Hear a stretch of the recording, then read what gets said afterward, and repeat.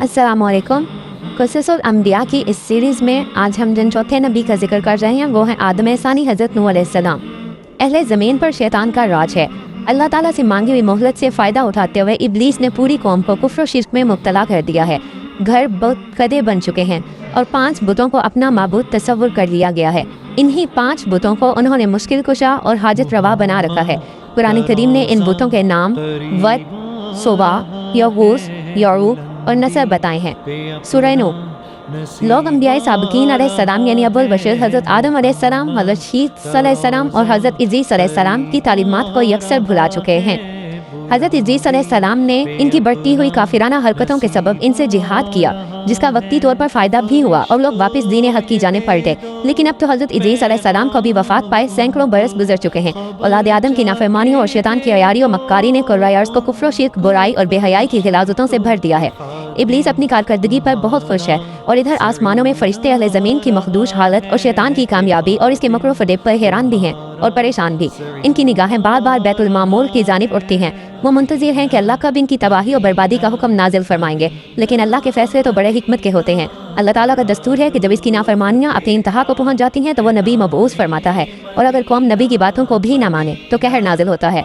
चुनांचे अल्लाह ताला ने इस कौम से ही नेक शख्स हज़रत नूह अलैहिस्सलाम को नबुव्वत के जलीलुल कदर मनसब पर फाइज फरमाया। कुरान करीम में इरशाद है, हमने नूह अलैहिस्सलाम को इनकी कौम की तरफ नबी बना के भेजा। उन्होंने इनसे कहा, मैं तुमको खोल खोल कर दर्द सुनाने और ये पैगाम पहुँचाने आया हूँ कि अल्लाह के सिवा किसी की इबादत ना करो। अगर तुम इस तरह कुफ्र और शिर्क में मुब्तला रहे तो मुझे डर है कि तुम किसी सख्त अज़ाब इलाही में मुब्तला ना हो जाओ। सूरह हूद। लेकिन कौम ने इनकी हदायत को हकारत से ठुकरा दिया। ज़माना इबादत। हज़रत अब्दुल्ला बिन अब्बास रवायत करते हैं कि अल्लाह ताला ने हज़रत नूह अलैहिस्सलाम को 40 बरस की उम्र में नबुव्वत अता फरमाई। तूफ़ान से पहले आप अलैहिस्सलाम मुसलसल 950 बरस तक अपनी कौम को वाज़ो तबलीग करते रहे।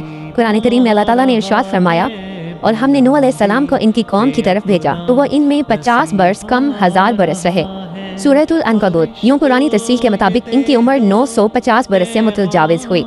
कौम की बेराहवी और मसाइब का कोहे गिरा। हज़रत नूह अलैहिस्सलाम तवील अरसे से हमा वक्त तबलीग दीन में मसरूफ़ रहने के बावजूद अपनी कौम की बेराहवी पर बड़े दिल गिरफ्तार रहते। इनकी कौम इन्हें तरह तरह की अजियतें देती, इन पर मसाइब के पहाड़ ढाती, लेकिन वो सब्र करते और इनके लिए दुआ खैर करते रहते। हज़रत इब्न अब्बास रज़ियल्लाहु अन्हु रवायत करते हैं कि नबी करीम सल्लल्लाहु अलैहि वसल्लम ने फरमाया, किसी नबी को अपनी कौम के हाथों इतनी तकलीफ और अजियत नहीं पहुँची जितनी हज़रत नूह अलैहिस्सलाम को अपनी कौम के हाथों बर्दाश्त करनी पड़ी। काफिर इनको डराते, धमकाते और तबलीग से बाज रखने के लिए इतना मारते कि वो बेहोश हो जाते।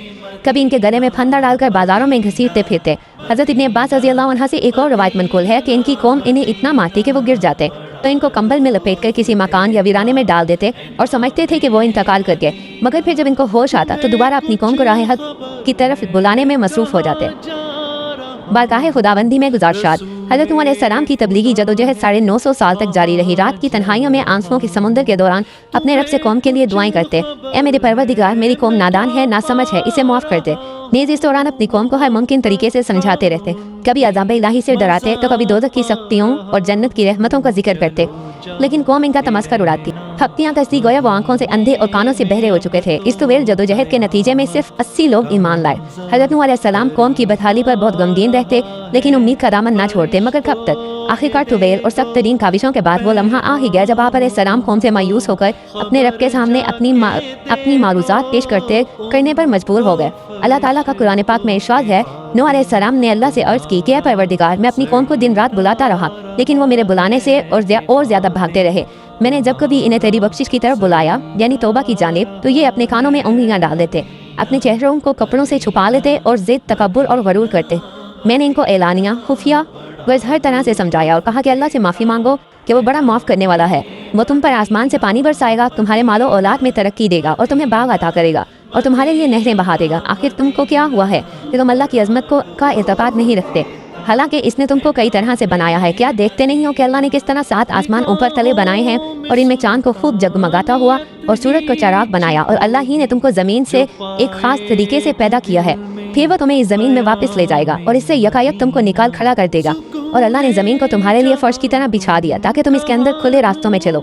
नूह अलैहिस्सलाम ने कहा, मेरे रब, उन्होंने मेरी बात रद्द कर दी और इन रईसों की पैरवी की जो माल और औलाद पाकर और ज़्यादा नामुराद हो गए। इन लोगों ने बड़ा भारी मकर का जाल फैला रखा है।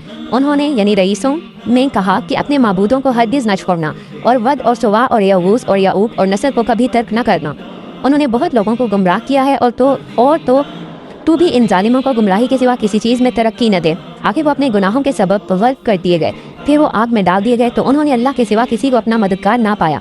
और नूह अलैहिस्सलाम ने दुआ की कि मेरे परवरदिगार किसी काफिर को रुए ज़मीन पर बसने वाला ना छोड़, अगर तूने इनको छोड़ दिया तो ये तेरे बंदों को गुमराह करेंगे और इनकी नस्ल से जो भी पैदा होगा वो भी बदकार और सख्त काफिर ही होगा। ए मेरे परवरदिगार, मुझको और मेरे वालिदैन को और हर शख्स को जो मेरे घर में मोमिन की हैसियत से दाखिल हुआ है और सब मोमिन मर्दों और औरतों को माफ़ कर दे और जालिमों के लिए और ज़्यादा तबाही बढ़ा। सूरह नूह, कश्ती बनाने का हुक्म। हज़रत नूह अलैहिस्सलाम की गुज़ारिशात बारगाह खुदाबंदी में कबूल फरमा ली गई और अल्लाह ताला ने इनकी तरफ वही नाजिल फरमाई। कुरान करीम में इरशाद है, और नूह अलैहिस्सलाम की तरफ वही की गई कि तुम्हारी कौम में जो लोग ईमान ला चुके हैं इनके सिवा अब और कोई ईमान नहीं लाएगा, तो जो ये काम कर रहे हैं इनकी वजह से गम ना खाओ और एक कश्ती हमारे हुक्म से हमारे रूबरू बनाओ और इन काफिरों से मुतल्लिक कोई गुफ्तगू हमसे न करना, क्योंकि ये सब लाजमी तौर पर गर्क कर दिए जाएंगे। सूरह हूद, इब्ने कसीर ने लिखा है कि बाज़ बुजुर्गों के मुताबिक अल्लाह ताला ने हज़रत नूह अलैहिस्सलाम को ये हुक्म भी फरमाया कि फ़लाँ दरख्त उगाओ जिससे कश्ती बनाई जाएगी।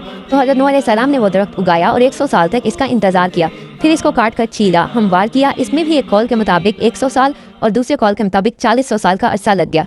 वल्लाहु आलम। मोहम्मद बिन इसहाक़ हज़रत रहमतुल्लाह से नकल करते हैं कि वो लकड़ी सागवान की थी और दूसरे कौल के मुताबिक वो सनोबर के दरख्त की थी। हज़रत इब्ने अब्बास रज़ियल्लाहु अन्हा से मरवी है कि इस कश्ती की लंबाई 1200 गज और चौड़ाई 600,000 थी। एक और कौल के मुताबिक लंबाई 2000 गज और चौड़ाई 100 गज थी। हज़रत सूरी रहमतुल्लाह फरमाते हैं कि हज़रत नूह अलैहिस्सलाम को कश्ती के अंदरूनी और बैरूनी हिस्सों में तारकोल अच्छी तरह से मिलने का हुक्म मिला था और हदायत की गई थी कि कश्ती के सामने का हिस्सा बुलंदी को उठा हुआ हो ताकि वो पानी को चीर सके। इस कश्ती की ऊंचाई 30 गज थी और इसमें 3 मंजिलें थी। कश्ती के ऊपर एक ढक्कन था जिससे वो बंद कर दी जाती थी।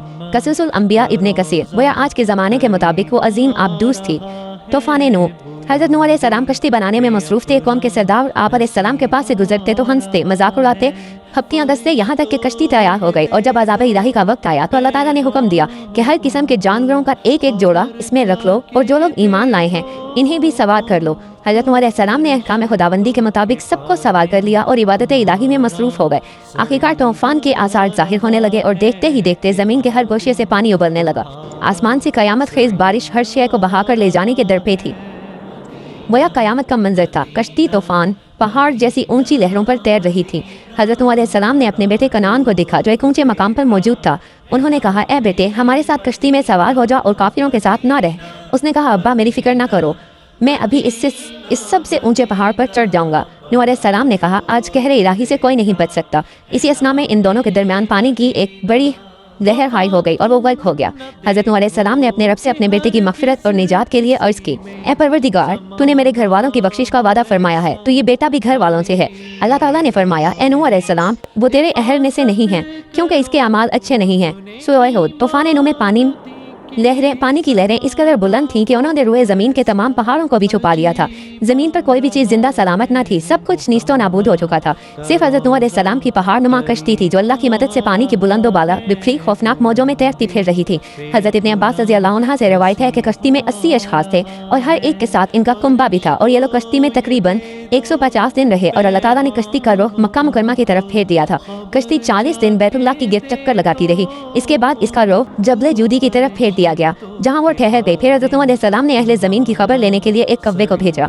कव्वे ने ज़मीन पर मुर्दार देखे तो इन पर झपट पड़ा और ताख़ीर की, जिसकी वजह से कबूतर को भेजा। कबूतर एक जैतून के पत्ते को लेकर आया और इसके पाँव कीचड़ में लुथड़े हुए थे, जिनको देखकर हज़रत नूह अलैहिस्सलाम ने अंदाज़ा लगाया कि ज़मीन खुश्क हो चुकी है।